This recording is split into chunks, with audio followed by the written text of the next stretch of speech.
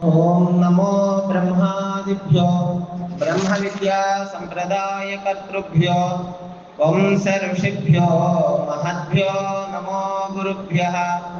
ओम मंगलम गुरुदेवाय महनीय गुणात्मने सर्वलोक शरण्याय साधुरूपाय मंगलम। हरि ओम।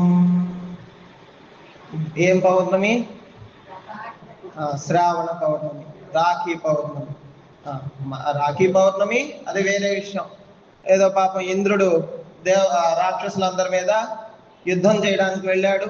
ఆ రాక్షసులందరూ తిప్పలు పెడుతుంటే తన వల్ల కాక వచ్చేసాడు, స్వర్గలోకంకి వచ్చేసి పాపం దుఃఖిస్తుంటే ఆ సమయంలో ఇంద్రుడి భార్య ఎవరు? శచి. శశి కాదు, శశి అంటే చంద్రుడు. శచి, ఆ శచీదేవి భర్తకి రక్ష కట్టింది.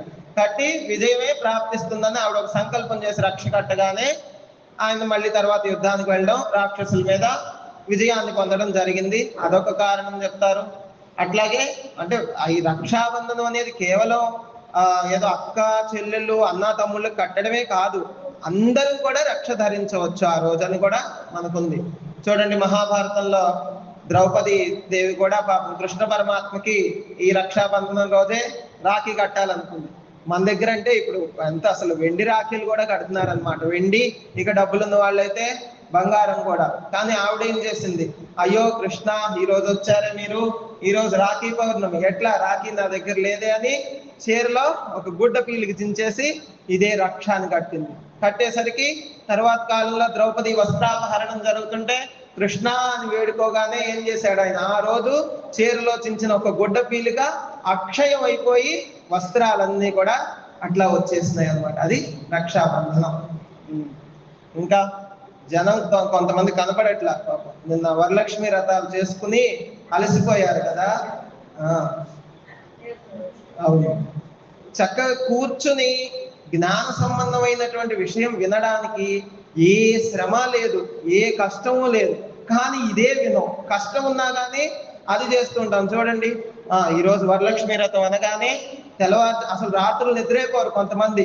ఇక డెకరేషన్లు, తుడుచుళ్ళు, కడుగుళ్ళు అన్నీ చేసుకుని అన్ని పిండి వంటలన్నీ చేస్తూనే ఉంటారు. చేసి చేసి తెల్లవారు 12 అయిన తర్వాత పూజ దగ్గర కూర్చుంటే అప్పుడు సంగతి అయిపోయింది అనమాట. ఇంతసేపు లౌకికమైన పనులు చేసినంతసేపు బాగుండిద్ది, అప్పుడు నిద్ర రాదు, అలసట అనిపించదు.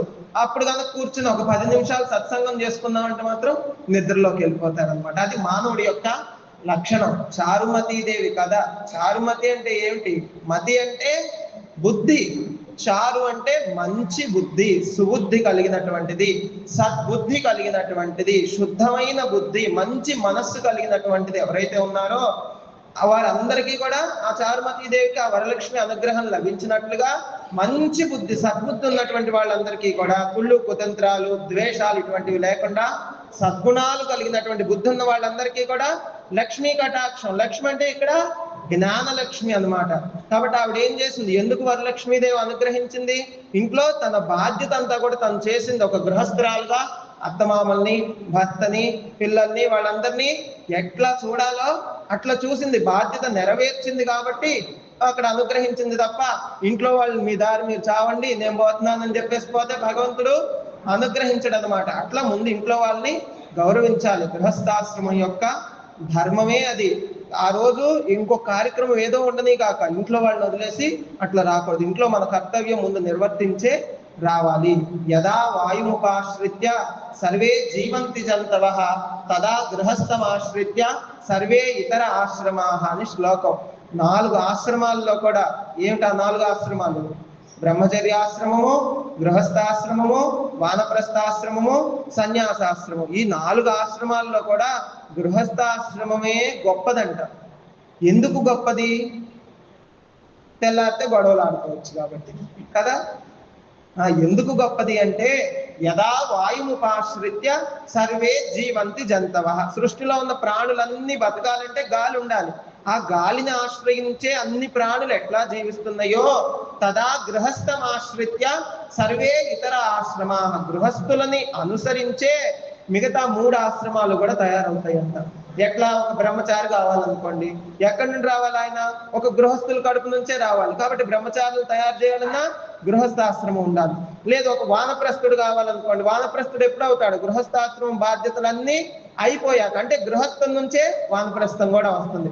లేదు ఒక ఆయన సన్యాసి కావాలనుకోండి, ఆయన కూడా అయితే గృహస్థము వానప్రస్థము అయిపోయి సన్యాసం అయినా తీసుకోవాలి, లేదు బ్రహ్మచారిగా ఉండి సన్యాసం అయినా తీసుకుంటారు. సన్యాసం తీసుకునే దానిలో రెండు పద్ధతులు ఉంటాయి అన్నమాట. ఒకటి కృత సన్యాసం అంటారు, రెండోది క్రమ సన్యాసం అంటారు. ఏమిటి? కృత సన్యాసము, క్రమ సన్యాసము. రెండింటికి తేడా ఏంటంటే, కొంతమంది బ్రహ్మచారిగా ఉండగానే బ్రహ్మచర్య ఆశ్రమం నుంచే సన్యాసాశ్రమానికి వెళ్ళిపోతారు. మరి మధ్యలో గృహస్థం వానప్రస్థం ఏమైపోయింది అండి అంటే, వాళ్ళు గత జన్మల్లోనే అయిపోయినాయి ఆ ఆశ్రమాలు. అందుకని కృతం అంటే జరిగిపోయినవి అని అనమాట. దాన్ని కృత సన్యాసం అంటారు, బ్రహ్మచారిగా ఉంటూ సన్యాసం తీసుకుంటే. కొంతమంది అట్లా కాకుండా బ్రహ్మచారిగా ఉండి గృహస్థాశ్రమం అయ్యి వానప్రస్థాశ్రమం అయ్యి చివరికి సన్యాసం తీసుకుంటారు. దాన్ని క్రమ సన్యాసం అంటారు. క్రమంగా గృహస్థము వానప్రస్థము దాటుకుంటూ వచ్చాడు కాబట్టి క్రమ సన్యాసం అన్నారు. ఆ విధంగా బ్రహ్మచారి తయారవ్వాలన్నా ఎక్కడి నుండి రావాలి? గృహస్థు నుంచి. వానప్రస్థు రావాలన్నా గృహస్థుడి నుంచే.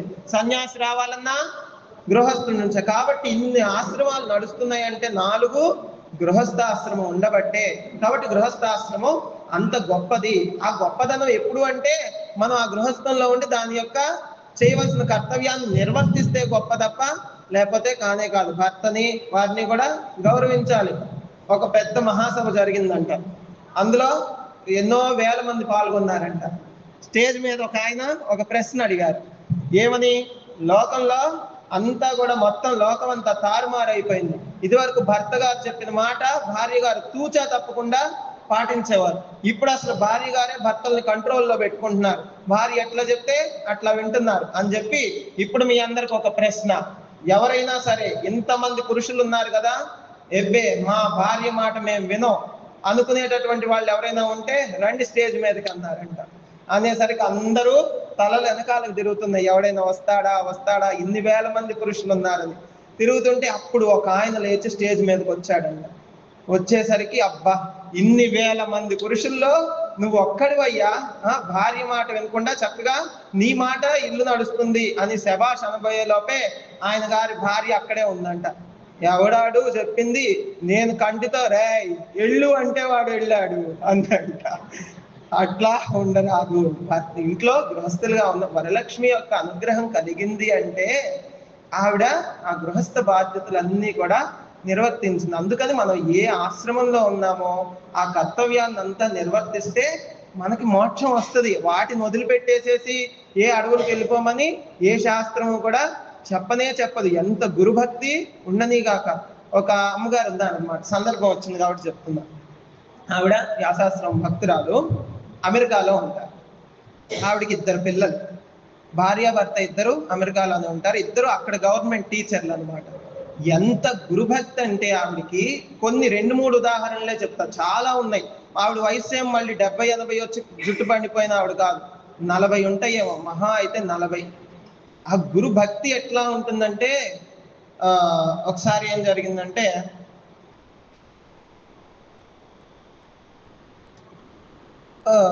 ఓంకార సత్రయాగం జరుగుతుంది. ఓంకార సత్రయాగం అంటే 21 రోజులు చేస్తాం ఆశ్రమంలో. సత్రయాగం అంటేనే దాని అర్థం దీర్ఘకాలం జరిగేదాన్ని సత్రయాగం అంటారనమాట. ఆవిడ పేరు వద్దులేండి, చెప్తున్న విషయం గ్రహిస్తే చాలు మీరు. సత్రయాగం జరుగుతుంటే అప్పుడు 21 రోజులు రాజమండ్రిలో జరిగింది. జరుగుతున్నప్పుడు రోజు ఉదయం ఒక మహాత్ముడు, సాయంత్రం ఒక మహాత్ముడిని ఆహ్వానించాం. వచ్చి 2 గంటల పాటు, ఉదయం 2 గంటలు సాయంత్రం 2 గంటలు కేవలము ఓంకారం గురించే ఉపన్యాసం చెప్తారనమాట. చెప్తూ వెళ్తూ ఉండేవారు. అటువంటి మహాత్ములందరూ పెద్ద పెద్ద పీఠాధిపతులు అందరూ వస్తారు కదా, మేమంతా ఉండి వారు కారు దిగగానే అక్కడ కారు ఎక్కడైతే ఆపారో ఫలానా వారు వస్తున్నారు అనగానే పూర్ణ కుంభం తీసుకుని వెళ్ళేవాళ్ళం. 2-3 వెళ్తే వాళ్ళు కారులో దిగి నమస్కారం చేసుకుని ముందు మేము నడుస్తుంటే వాళ్ళని స్టేజ్ వరకు తీసుకుని వచ్చేసి ఇంకా మేము మళ్ళీ వెనక్కి వెళ్ళిపోయేవాళ్ళం అనమాట. అయితే అట్లా జరుగుతూ ఉండేది. ఇక బయట వాళ్ళకంటే అట్లా గౌరవం ఇచ్చేవాళ్ళం. మరి మన పరిపూర్ణానంద స్వామి వారు ఏంటంటే, అసలు కార్యక్రమం పెట్టిందే మనం అయితే మనకు కూడా గౌరవాలు కావాలని అనుకుంటాం. అది కాదు కదా, మన ఇంటికి ఎవరైనా వస్తే అతిథుల్ని గౌరవించాలనుకుంటాం తప్ప మనం కూడా గౌరవింపబడాలని ఉండదు. అందుకని స్వామి వారు రోజు వచ్చేవారు. స్వామి వచ్చినప్పుడు మేము పూర్ణ కుంభం తెచ్చేవాళ్ళం కాదు. అయితే అప్పుడు ఆవిడ వచ్చి అన్నారు, మీరు అందరు వచ్చినప్పుడు పూర్ణకుంభం తీసుకొస్తున్నారు, మరి మన స్వామి వచ్చేటప్పుడు రోజు ఎందుకు తీసుకురావట్లేదు, అసలు పూర్ణకుంభం ఎందుకు తీసుకొస్తారు అని అడిగింది అనమాట. అడిగితే అమ్మ, అందులో దేవతలందరినీ కూడా ఆ కలశంలో ఆవాహన చేస్తాము, దేవతలందరూ నడుస్తుంటే వెనకాల గురుదేవులు నడుస్తుంటారు, ఆ మహాత్ముడు నడుస్తుంటాడు అనే ఉద్దేశంతో. అంటే మరి మన స్వామికి మీరు ఎందుకు తీసుకుంటారు, కాబట్టి రోజు ఉదయం సాయంత్రము స్వామి వచ్చేటప్పుడు మీరు తీసుకుని రావాల్సిందే అంది. సరేలే అని అనుకుని 2 రోజులు సాగింది. అట్లా అందరితో పాటుగానే స్వామి మధ్యాహ్నం 12ంటికి కిందకి దిగి వచ్చేవారు, వచ్చేటప్పుడు తీసుకుని వచ్చేవాళ్ళు. 2 రోజులు అయిన తర్వాత ఆవిడ అంది, ఇప్పుడు మీరు అన్నారు కదా ఆ కలశంలో దేవతలందరూ ఉంటారు, ఆ దేవతలు నడుస్తుంటే వెనక గురుదేవులు నడుస్తున్నారు అన్నారు కదా, దేవతలందరూ గురుదేవులు వెనకాల ఉండాలి, దేవతలు వెనక గురుదేవులు నడవడం ఏంటి, గురుదేవులే ముందు నడవాలి, వెనకాలే దేవతలు నడవాలి, అట్లా తేవద్దు, స్వామి వెనకాల మీరు పూర్ణకుంభం పట్టుకుని రండి అందనమాట. ఆ భావాలు అట్లా ఉంటాయి అన్నమాట, ఆలోచనలు అంతా కూడా. ఏమి చేసినా కానీ ఆవిడ గురుదేవులు గురుదేవులు గురుదేవులు అనుకుంటూనే. గురు పూజలు జరిగినాయి ఒకసారి. గురు పూజలు జరుగుతుంటే అష్టోత్తరం చేస్తాం కదా స్వామికి, అంటే అది గొప్పకి కాదు, తనకి ఏది చేయగలనో అది చెయ్యాలని చెప్పి అక్కడ ఉంది. అష్టోత్తరం చేస్తారు కదా, అప్పుడే కొత్తగా 2000 నోట్లు వచ్చినాయి అనమాట ఆ సంవత్సరమే. ఆ పాత 500 అవంతా తీసేసేసి అష్టోత్తరము నేను 108 కొత్తవి 2000 నోట్లు పంపిస్తాను, వాటితో చెయ్యండి అంది. అంటే తను ఇవ్వాలనుకుంటే ఆశ్రమానికి డబ్బుగా ఇచ్చేయొచ్చు, అది కూడా గురుదేవుల పాదాల దగ్గరే సమర్పింపబడాలని. అట్లా 108 2000 నోట్లు. ఎంత 108 2000? ఇక్కడ ఉన్నారు అకౌంటెంట్ గారు, ఆయన చెప్పట్లా. 2,16,000 కొత్త నోట్లు తెస్తే అష్టోత్తరం. ఇప్పుడు మనం ఒక్కొక్క నామం చెప్తుంటే పుష్పాలు ఎట్లా వేసాం, అట్లా 2000 నోట్లు స్వామి పాదాల దగ్గర వేస్తూ అష్టోత్తరం అయిపోయింది.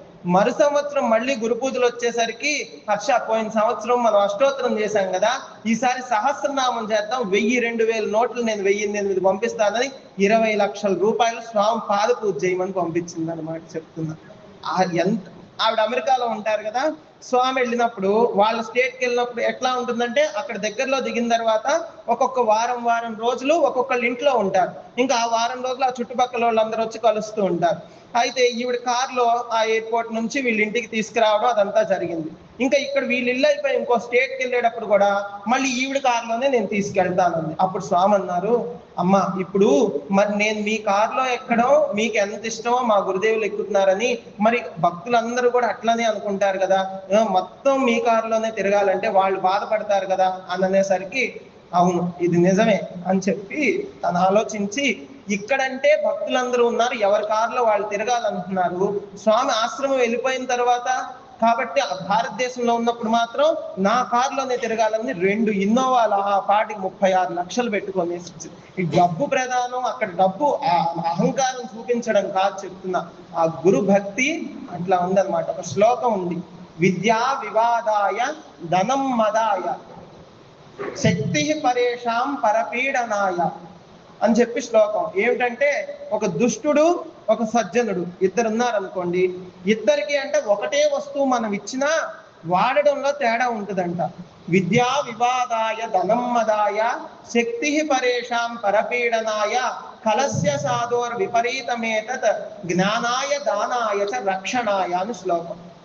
ఏమిటంటే, విద్య, ధనము, శక్తి, ఈ 3 అంట దుష్టుడికి ఉంటే ఎట్లా వాడతాడు, సజ్జనుడికి ఉంటే ఎట్లా వాడతారనేది చెప్తున్నారు.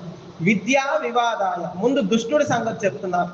దుష్టుడికి కనుక విద్య ఉంది అంటే ఆ విద్యతో ఎవరితో గొడవ పెట్టుకుందామా, నాకు పాండిత్యం ఉంది అని ప్రదర్శిస్తాడంట. విద్యా వివాదాయ, వివాదాలు తెచ్చుకోవడమే. ధనం మదాయ, డబ్బుందనుకో నేను ఏదైనా చేయగలను అని ఆ మదాన్ని ప్రదర్శించడానికి ధనాన్ని వాడతాడంట. విద్యా వివాదాయ ధనం మదాయ శక్తి పరేషాం పరపీడనాయ, ఆ అధికారం ఉందనుకో, మనకేదైనా 4 పెద్దవాళ్ళు తెలుసు అనుకోండి, ఆ అధికారాన్ని దేనికి వాడతాడంటే శక్తి పరేషాం పరపీడనాయ, నా కాళ్ళు తెలుసు, పరపీడనాయ నిన్ను ఎన్ని ఇబ్బందులు పెడతానో చూడు అనే దానికి వాడతారంట. ఎవరు? సజ్జనుడు. సజ్జనుడేనా?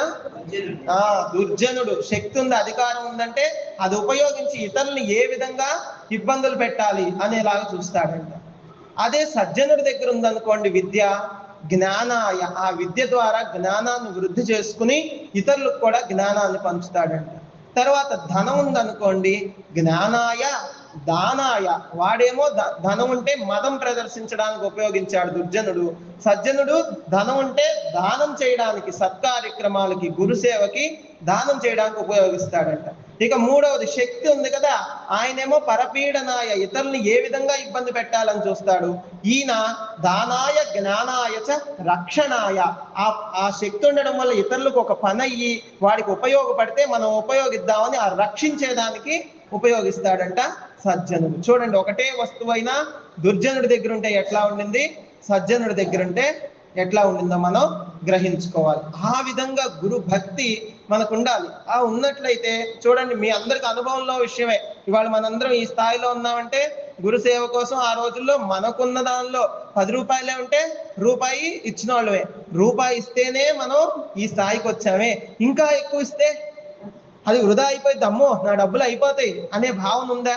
మనకు అనుభవంలో ఉందే కదా. ఆ రోజు మనం 10 పైసలు పెడితేనే ఇవాళ ఇట్లా ఉన్నామే. ఇట్లా ఉన్నప్పుడు ఇంకా ఇవ్వగలిగితే అది నష్టం అయ్యేది కానే కాదనేది ఆ గురుసేవకి. అంటే డబ్బుతో ముడిపెడుతున్నానని కాదు, తను మన ధన 3 చెప్పారు. మన దగ్గర డబ్బులు ఉన్నాయనుకోండి, డబ్బును గురుసేవకి ఉపయోగించాలంట. నా దగ్గర డబ్బులు లేవండి అనుకుంటే, తను అంటే శరీరంతో నువ్వు ఎంత సేవ చేయగలవో అది చేయి. అది కూడా ఇక డబ్బులు అయిపోతాయి అనుకుంటే పోనీ ఒక అర్థం పర్థం, నమ్మో నా శరీరం కూడా చేస్తే ఎట్లాగా, నేను ఇక్కడ ఆశ్రమానికి ఇస్త్రీ చీర కట్టుకుని వచ్చాను, వెళ్ళేటప్పుడు చీర నలిగిపోయిద్ది, సేవ చేస్తే ఎట్లాగా అనుకుంటే కుదరదు. నీ తనువుతో, నీ దగ్గర ధనం లేకపోతే తను నీ శరీరంతో ఎంత సేవ చేయగలవో చెయ్యాలే కానీ ఎంత సేవ అండి. మనకేమి ఇది 2 గదుల ఆశ్రమం కాదు, ఇంత పెద్ద ఆశ్రమం. ఇంకా 100 మంది వచ్చినా సేవ ఓల్డ్ అంత ఉండనే ఉంది. అయిపోయిన తర్వాత కుర్చీలు సర్దొచ్చు, ఫ్యాన్లు ఆపేయచ్చు, ఎవరైనా అరటిపండు తినేసి అక్కడ పారేస్తారు నాలాంటి వాళ్ళు, తీసుకెళ్లి డస్ట్బిన్ లో కూడా వేసినా అది గొప్ప సేవ. మలయాళంలో ఉన్నప్పుడు ఇట్లానే కార్యక్రమం అయిపోయిన తర్వాత కాగితాల్లో ప్రసాదం పెట్టారనమాట. తినేసేసి కొంతమంది అక్కడ పారేస్తారు ఆ కాగితాలు పూజా మందిరం ముందు. అప్పుడు స్వాములారు వచ్చి, అయ్యయ్యో ఇంత పరమ పవిత్రమైన ప్రసాదం పెట్టినటువంటివి ఇట్లా పారేశారే, ఎవరైనా తొక్కుతారని ఇక చేత్తో తీసుకుని కళ్ళకు అద్దుకుని తీసుకెళ్లి ఆ చెత్త డబ్బాలో వేశారండి. మన మనస్సు ఉండాలే కానీ చేయడానికి సేవకి అక్కడ పని కనపడడం అనేది కాదు. ఎవరు చూసే పని అయితే చేద్దాము. ఇంకో చక్కగా ఏంటంటే పైకి ఎక్కి ఇక్కడైతే పూలు అందించడం, ఇదైతే అందరూ చూస్తారు కాబట్టి ఆ సేవ మాకు కావాలని అనుకోకూడదు. మనం ఏ సేవ చేసినా ఎవరు చూడాలో వారు చూస్తూనే ఉన్నారు, మనకి ఏది ఇవ్వాలో అది ఇస్తూనే ఉన్నారు అనే దాన్ని అర్థం చేసుకోవాలి. మన ఇంట్లో ఉందనుకోండి వెంటనే చేసుకోం, ఎవరో వచ్చి చేస్తారని అనుకోం కదా. అట్లా ఆశ్రమంలో కూడా ఆ సేవ. ధనం ఉంటే ధనం లేదు, తనువు లేదు, నీ శరీరంతో చేయి. నా వల్ల నాకు ఆరోగ్యం కూడా లేదండి అంటావా, మనస్సుతో చేయవయ్యా. మనస్సుతో భావించుకుని గురుదేవుల్ని ఎంత చేస్తే బాగుంటుందో అని చెప్పి ఆ మనస్సుతో భావించుకున్నా కూడా సేవ చేసినట్టే. అట్లా అని చెప్పేసి డబ్బులుండి ఓతుకుండి కూడా మనస్సులోనే మేము భావన అనుకుంటే అప్పుడు భగవంతుడు కూడా మనస్సులోనే ఫలం ఇస్తాడు, బయటికి ఇవ్వడు అనమాట. ఆ మనస్సులో భావం చేయాలి. స్వామివారు చెప్పేవారు, ఎవరైనా వచ్చి డబ్బులు పెట్టి హారతిస్తుంటే ఒక అమ్మగారు ఉండేవారు అనమాట. తన దగ్గర డబ్బులు లేక అట్లా దూరంగా చూస్తూ ఉంటే పిలిచి అన్నారు, మనం ఇవ్వలేకపోయినా ఇచ్చే వాళ్ళని చూసి సంతోషపడి, లేదు మనకు తెలిసిన వాళ్ళతో ఇప్పించగలిగితే వాళ్ళకి ఎంత పుణ్యమో మనకు కూడా అంత పుణ్యం. కాబట్టి తను మన ధన మూడితో కూడా గురుసేవ చేస్తే గురుసేవయ సర్వం ప్రాప్స్యసి, దొరకనిది లభ్యం కానిది ఏది లేనే లేదు అని చెప్పి గురుగీతలో పరమేశ్వరుడు చెప్పారు. ఆ విధంగా గురుసేవ చెయ్యాలి మనం. ఆ గురుసేవ చేసే ముందు ఇక్కడికి వస్తే కొన్ని నియమాలైనా పాటించాలి. మాట్లాడొద్దు అని ఎన్నిసార్లు చెప్పాలి చెప్పండి, అది మనకు తెలీదా? చిన్న చిన్న నియమాలు. భగవద్గీత చదవమంటే మాత్రం అప్పుడు ఎవరు చదవట్లేదు, అప్పుడు గొంతులు రావట్లేదు. భగవద్గీత నేర్చుకోండి. భగవద్గీత నేర్చుకోవడం అంత ఉత్తమమైనటువంటిది ఇంకొకటి లేనే లేదు. ముంబైలో ఒక ఆశ్రమం ఉందన్నమాట, వ్యాసాశ్రమం శాఖ. అది మనకులాగా ఇక్కడ తక్కువకి వచ్చినట్టు ప్లేసులు రావు కదా. ముంబై మహానగరంలో అంటే ఎంత రేట్ ఉంటుంది చెప్పండి. ఒక చిన్న అపార్ట్మెంట్ లో ఒక సింగిల్ బెడ్రూమ్ ఫ్లాట్ అన్నమాట. వాళ్ళు ఏం చేశారు, మనకు కరెక్ట్ గా చెప్పాలంటే మన హోమశాల అంత ఉంటుంది, లేదా మన కృష్ణ మందిరం అంత ఉంటదేమో. ఆ రోజుల్లో 25 ఏళ్ల క్రితం వాళ్ళు 50 ఏళ్ల క్రితం ఏం చేశారంటే, ఇక్కడ కొంతమంది కరీంనగర్ తెలంగాణ ప్రాంతం వాళ్ళందరూ కూడా వాళ్ళ చేనేత వృత్తి అన్నమాట, బట్టలు నేయడం వాళ్ళ యొక్క వృత్తి. వారు ఏం చేశారు, ఇక్కడ పనులు లేవని బాంబే నుంచి అయితే, బాంబే టెక్స్టైల్ ఇండస్ట్రీ అంతా అక్కడే ఉండేది కదా, బాంబే డైయింగ్ అంతా కూడా. అందుకని వాళ్ళందరూ అప్పట్లోనే ఒక 50 ఏళ్ల క్రితం బాంబే వెళ్ళిపోయారు కొంతమంది. వెళ్ళిపోయి మగవాళ్ళందరూ కూడా ఆ ఇండస్ట్రీల్లో చేరి ఉద్యోగాలు చేసుకోవడం, ఆడవాళ్ళ ఇంట్లో కూర్చుని బీడీలు చుట్టడం, అట్లా చేసుకుంటూ స్వామివారి మీద భక్తితో ఉండేవారు. అట్లా 25 ఏళ్ల క్రితము వాళ్ళ ఒక ఆశ్రమాన్ని ఏర్పాటు చేసుకున్నారు. ఆ రోజుల్లోనే 70 లక్షలు అయింది. 25 ఏళ్ల క్రితం ఒక చిన్న సింగిల్ బెడ్రూమ్ ఫ్లాట్. వాళ్ళకి అక్షరం ముక్క రాదు, ఇప్పటికీ రావు అక్షరాలు. మనం అక్షరాలు చూపించి ఇదేం అక్షరం అంటే కూడా వాళ్ళకి తెలియదు. కానీ భగవద్గీత నేర్చుకోవాలని ఎంత తాపత్రయం అంటే వాళ్ళకి విపరీతమైన తాపత్రయం. అయితే సంవత్సరానికి శ్రావణ మాసం బాగా చేసుకుంటారండి బాంబేలో. శ్రావణ మాసం అంటే బాగా చేసుకుంటారు. ఈ నెల రోజులు కూడా ఆశ్రమం నుంచి ఎవరో ఒకళ్ళు, ఒక బ్రహ్మచారిలో అక్కడ ఉండాలి. వాళ్ళకి పూజలు హోమాలు అంతా చేయించాలి, ఉపన్యాసాలు చెప్పాలి. వాళ్ళు అన్నారు, స్వామి మాకు భగవద్గీత నేర్చుకోవాలని ఉంది, మాకేమో అక్షరాలు కూడా రావు. అంటే ఏం కాదమ్మా, నేను నేర్పిస్తాగా మీకు అంటే, ఎడ్డ వచ్చింది స్వామి అంటే, మీకెందుకు నేను నేర్పిస్తాగా అని చెప్పి నెల రోజులు ఉన్నాను. రోజు సాయంత్రం పూట అనమాట. మొదటి అధ్యాయం మొదలు పెట్టామనుకోండి, చెప్పండి ధర్మక్షేత్రే, మొదటి అధ్యాయం మొదటి శ్లోకం ఏమిటి? యత్ర యోగేశ్వర కృష్ణ కదా. ధర్మక్షేత్రే కురుక్షేత్రే కదా. చెప్పండి ధర్మక్షేత్రే కురుక్షేత్రే అంటే 100 సార్లు పలికేవారు. ఒక్కొక్క పదం పలికి రేపు సాయంత్రం వచ్చేసరికి ఆ శ్లోకం వాళ్ళకి కంఠస్థం అయిపోయేది.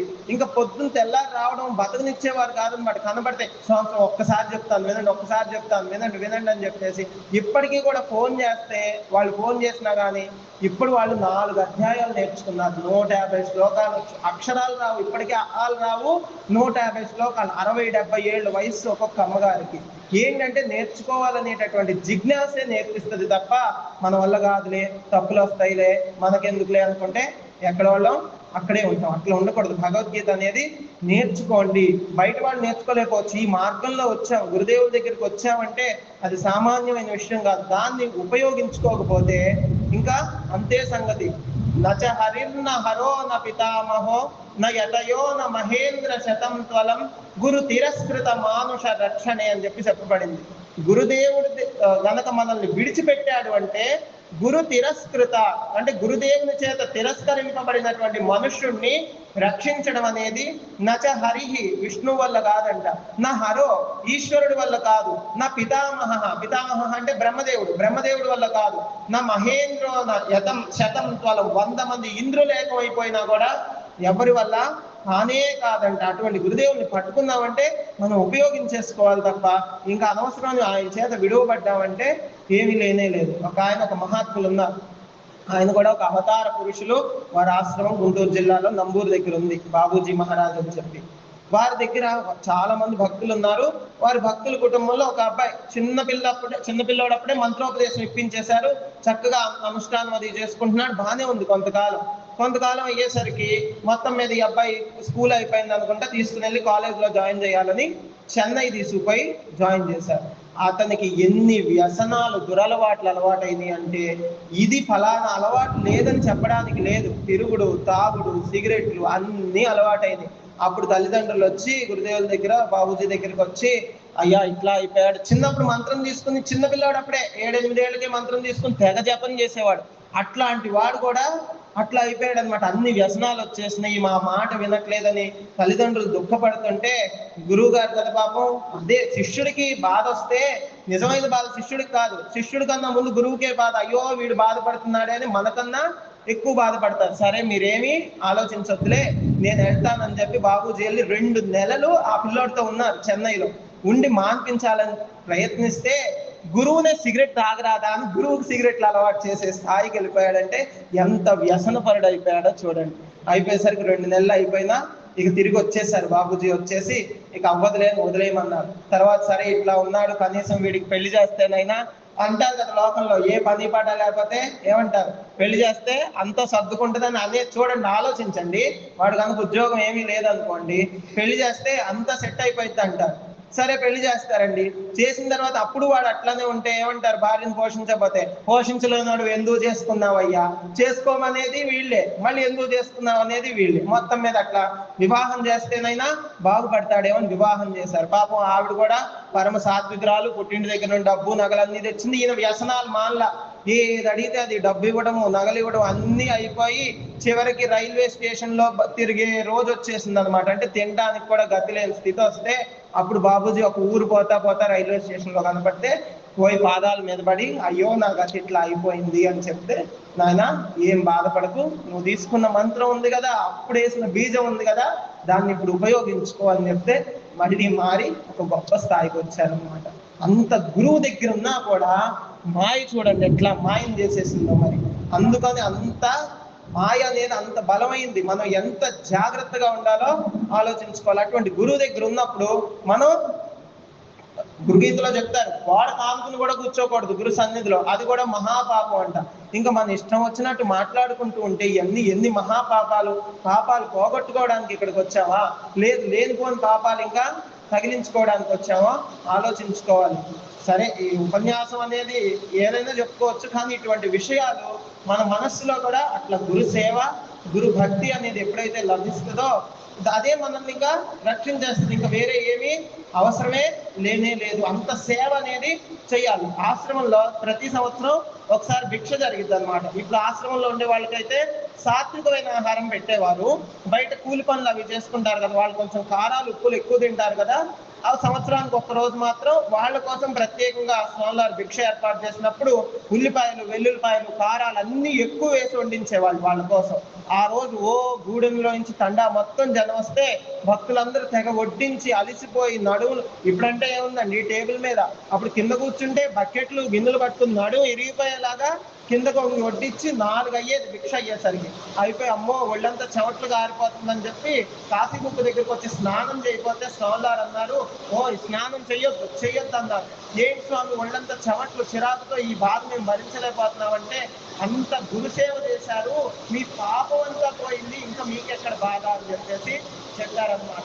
ఏంటి వర్షం పడుతుంది కదా, అది వర్షం కాదు, ఆ గురుసేవ గురు భక్తి ఎవరికైతే ఉంటుందో గురుదేవుల అనుగ్రహం ఉంటుంది.